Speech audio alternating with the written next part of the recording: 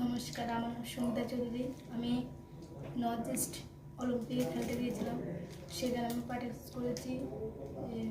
কোথায় গিয়েছিলেন? শিলং। শিলংয়ে? হ্যাঁ। কোথা থেকে গিয়েছিলেন? ত্রিপুরা থেকে। ত্রিপুরা থেকে। আপনার বাসা কোথায়? বিলুনিয়া রাধানগর। বিলুনিয়া রাধানগর। ওখানটা জয়ী হয়ে এখন কেমন লাগছে আপনার কাছে? তো এতদিনের সফলতা বাড়ি থেকে কি বললো? বাড়ি থেকে বললো যে আরো ভালো করে আজকের দিনে তুমি একটা ভালো পজিশনে আছো অল ওভার ইন্ডিয়াতে, নট অনলি এবারে আইকন অফ। এই জায়গাতে দাঁড়িয়ে তুমি সবাইকে কি বলবে, তোমার ছোট ছোট ভাই বোনরা যারা আছে? আমি বলবো যে তারাও যেন আমার মতন করে সবাই এগিয়ে যায়, ভালো করে পার্টিসিপেট করে, সবাই খেলাধুলার দিকে করে, লেখাপড়া করে, খেলাধুলার দিকে অগ্রসর হওয়ার জন্য।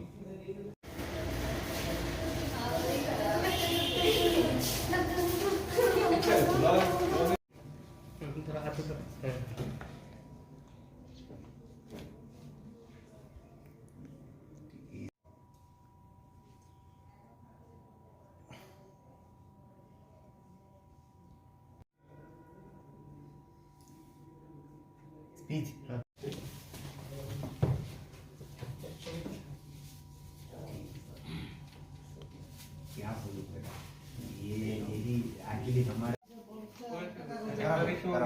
মানে এর সঙ্গে একটা ওর চিঠি ছিল, প্রিন্টেড চিঠি, যেখানে তার একটা সংস্থার নাম ছিল।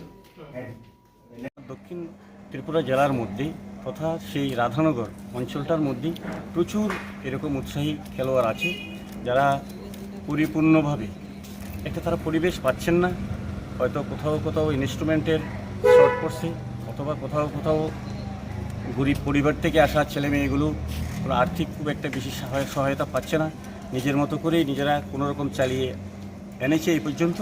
তো আমরা আশা করব কর্তৃপক্ষ যদি একটু সুনজর দেন, তাহলে আমরা শুধু ত্রিপুরা নয়, ভারতের বিভিন্ন জায়গাতে আমাদের খেলোয়াড়রা ভালো পারফরমেন্স করি, ত্রিপুরার মুখ উজ্জ্বল। খেলার জন্য কি কি পরিকাঠামো দরকার? খেলার জন্য পরিকাঠামো এখন আমাদের ইনডোর স্টেডিয়ামটা আমাদের খুব প্রথম দরকার। তারপর ইনস্ট্রুমেন্টগুলো তো আমাদের আছেই, শর্ট আছে, বিভিন্ন ইভেন্ট এখানে থাকবে। 5টা ইভেন্ট নিয়ে ওখানে কথা হয়েছিল, তো 5টা ইভেন্ট যদি হয়, 5টা ইভেন্টের খেলোয়াড় আমাদের সমগ্র ত্রিপুরা থেকে ওখানে অংশ নিতে পারবে, এবং এখানে ওরা ট্রেনিং পেয়ে ওরা জাতীয় স্তরে ভালো পারফরমেন্স করতে পারে, সে আশা বিশ্বাস আমি রাখি। আমরা রাধানগর জিম সেন্টার থেকে আমরা ডিএম সাহেবের সাথে দেখা করতে এসেছিলাম।